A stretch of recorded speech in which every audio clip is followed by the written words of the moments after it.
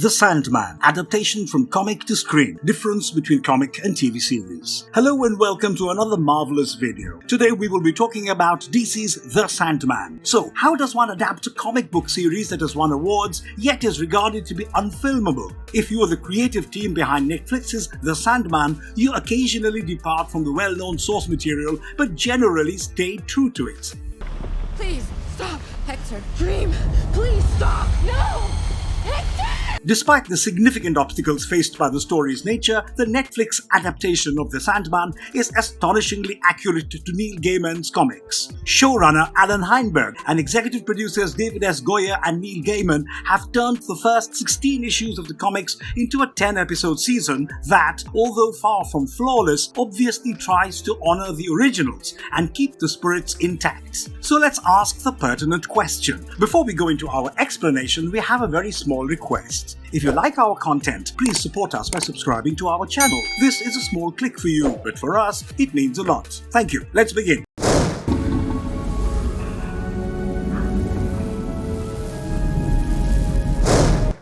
How does The Sandman on Netflix compare to Neil Gaiman's comics? Well, Neil Gaiman has a dazzling body of writing. None is as well known as The Sandman, the comic book series that was first released from 1989 to 1996. A family of creatures known as the Endless presides over the ideas that characterize all life in the cosmos in The Sandman's distinctive storylines, which center on the title character. It's not easy to comprehend what the Endless are and how they may actually affect daily life, despite being one of Gaiman's most brilliant ideas.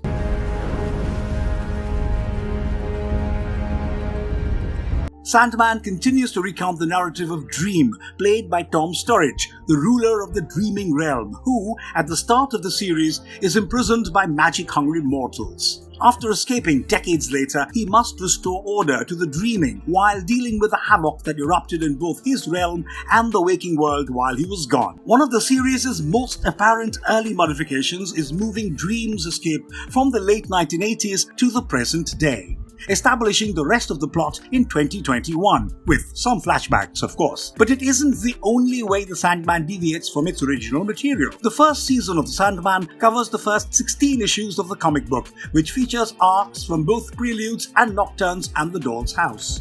It mainly follows the one-issue each episode rule, but several plot lines had to be rearranged with only 10 episodes. In certain situations than others, this works better. In order to increase the dramatic tension, the fourth episode, A Hope in Hell, incorporates the plot from Passengers, the comic book issue that comes after A Hope in Hell, in which John Dee breaks out of a mental institution in search of Dream's ruby.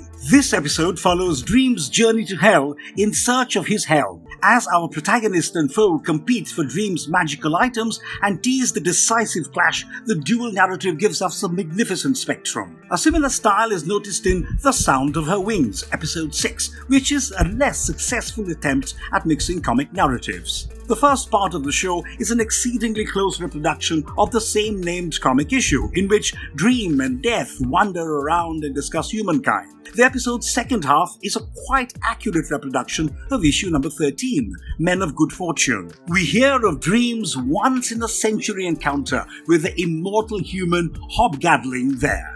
The tales are charming and emotional on their own, but when they are crudely patched together one after the other, the effect is one incoherent episode of television. This episode tries awkwardly to provide us with a more profound knowledge of Dream's connection with humans and with change. But at the end of the day, these are two humorous concerns that may have worked better on their own. In an interview, Heinberg and Gaiman stated that one of the most fascinating aspects of the adaptation process was the ability to depict events from The Sandman that do not occur on the page, yet are nonetheless significant. For example, we never see Hal sing in drag in the comics because, as Gaiman says, comics aren't the ideal medium for musical performances. The production seizes the chance for fresh material, including some of Hal's songs, and casting Hedwig and the Angry Inch director, writer, star John Cameron Mitchell as Rose Walker's drag-performing landlord. Another fantastic new inclusion is the final conversation between John and his mother, Ethel Cripps. in the show's third episode. Ethel dies off-page in the comics and leaves John her protection amulet. In the show, Ethel hands John the amulet and then passes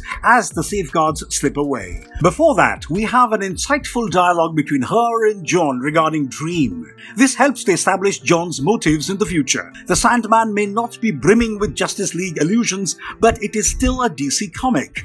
For example, John Dee is housed at Arkham Asylum with Batman villains such as Scarecrow. He is also the supervillain Dr. Destiny, who gets into many nasty activities in other DC comics and has a grotesque, scabby, and scary visage. The Sandman series, on the other hand, cements John as a human and changes his history. Lita and Hector Hall are two more DC Comics characters that feature in the Sandman. They have their own superhero identities in the larger DC universe, but they have a specific role in the Doll's House chapter of the Sandman. Lita is the only daughter of Wonder Woman and retired Air Force General Steve Trevor, and Hector is her husband, who is also the son of Hawkman and Hawkgirl.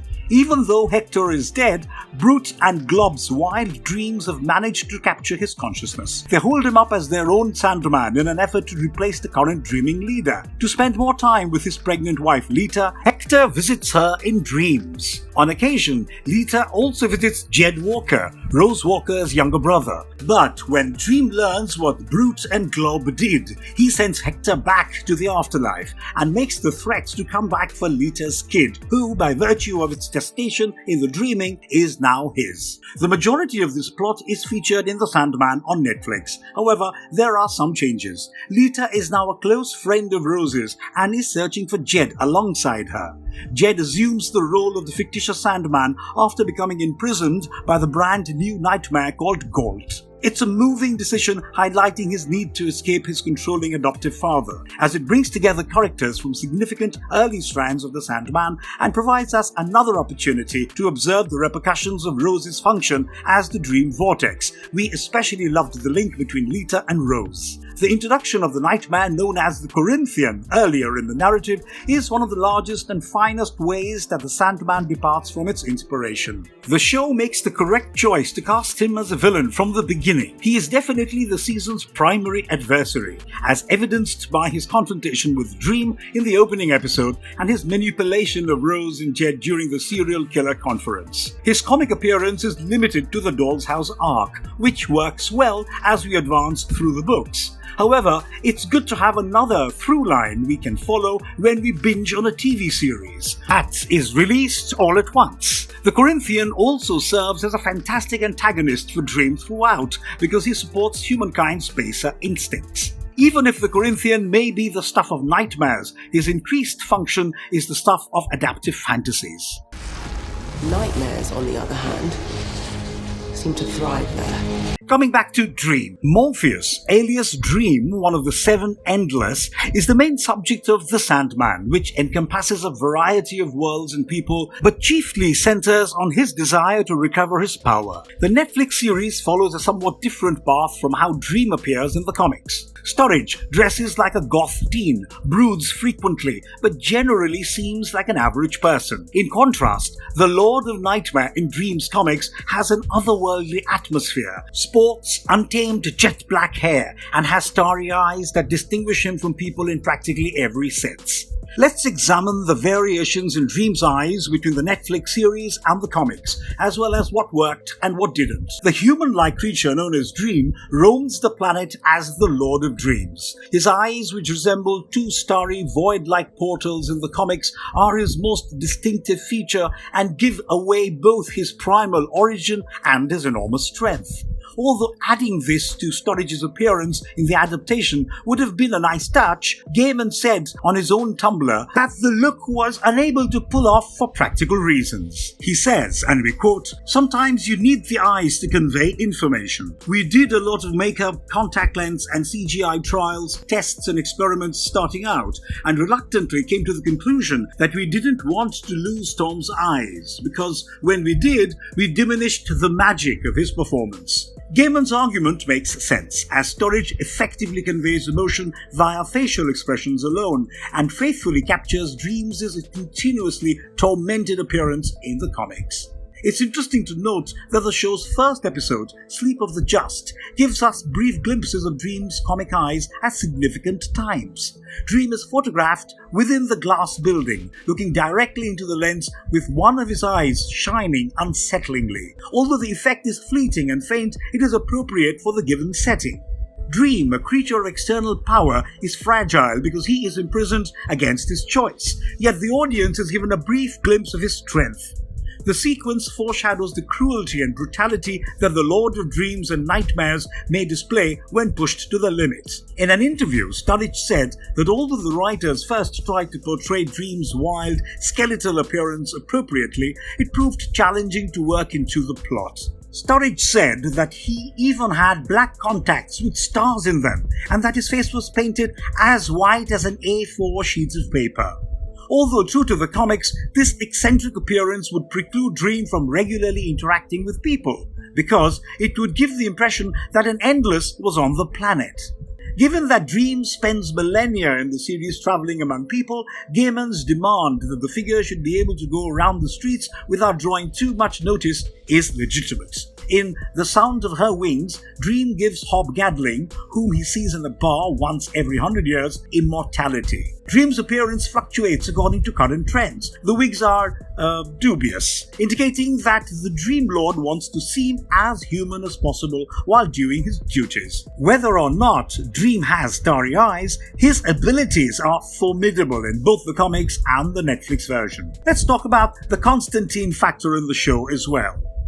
Some characters are given a lot of creative licenses in the series, including the gender-flipped John Constantine, who is one of DC's most recognizable exorcists. However, why did the show choose to alter the character? And how does the TV character stack up against the one from the comic book? John being transformed into Johanna for the show was done for two primary reasons. The most straightforward and most obvious justification has to do with the character's rights. It was simple for Gaiman to incorporate many heroes and antagonists from various comic book series, including John Constantine, Mr. Miracle, and even the Martian Manhunter into the pages of the Sandman, because his comic book story was intertwined with the larger DC universe when he began writing the series. Because they lacked the authorization to employ other DC characters, the same could not occur in the Netflix series. Even if they did, it would be perplexing to insert iconic DC characters in the middle of the story. This is why even the Sandman comics grew increasingly dissociated from the larger DC world. The fact that Johanna Constantine exists in the Sandman world as two distinct individuals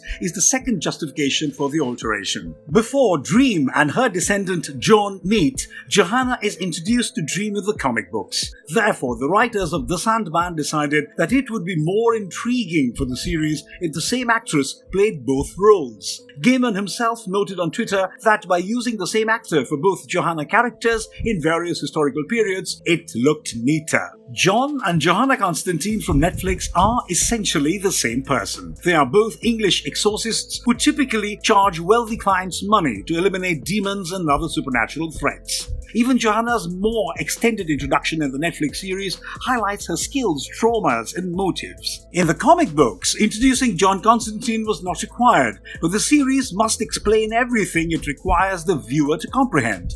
This brilliant touch sets the story distinct from the DC world. Preludes and Nocturnes, the first book in Gaiman's endless epic, serves as the overall plot point for Dream's tragic encounter with Johanna Constantine in the series. Dream must find his weapons of power in order to reconstruct the dreaming and apprehend escaped nightmares after breaking out from the jail, where he had spent more than a century. The pouch of dream sand, one of these instruments, was last seen in Johanna Constantine's hands, so Dream asks the exorcist for assistance in finding his potent weapon. It comes out that Constantine's ex-girlfriend Rachel is in possession of the pouch. Unfortunately, when Constantine departed in the middle of the night, he forgot to take the pouch, and 6 months later, Rachel is absolutely exhausted with nightmares. Unaware of the pouch's abilities, Rachel became immobile and confined in bed while constantly daydreaming about her departed boyfriend. Finally, after being possessed by the pouch for months, Rachel could only survive by holding the object. So, once Dream and Constantine finds the item, Rachel dies. Since Rachel is not shown as a heroin addict who stole the pouch, as is the case in the comic books, her TV show tale is much more terrible. That's because Constantine is solely to blame for Rachel's passing.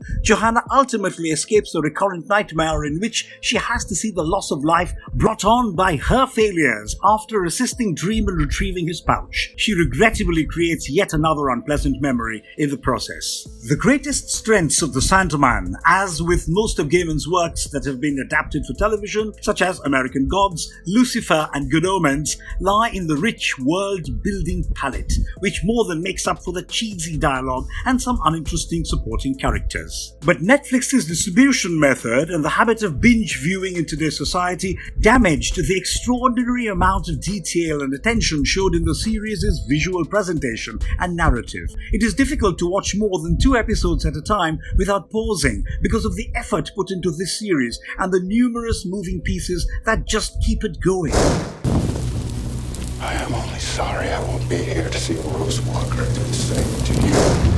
Marvelous verdict. With a few minor quibbles, The Sandman on Netflix is most likely to be viewed by fans of Gaiman's original comic as the most significant adaptation they could have asked for, directed by the author himself. The next step will be to maintain this caliber in upcoming seasons and triumph, where shows like American Gods have failed. If you liked this video, then share it with your friends, subscribe to our channel, and don't forget to click on the bell icon. If you have any other show or movie on your radar, then let us know in the comments below. See you in the next one. Planet cremating.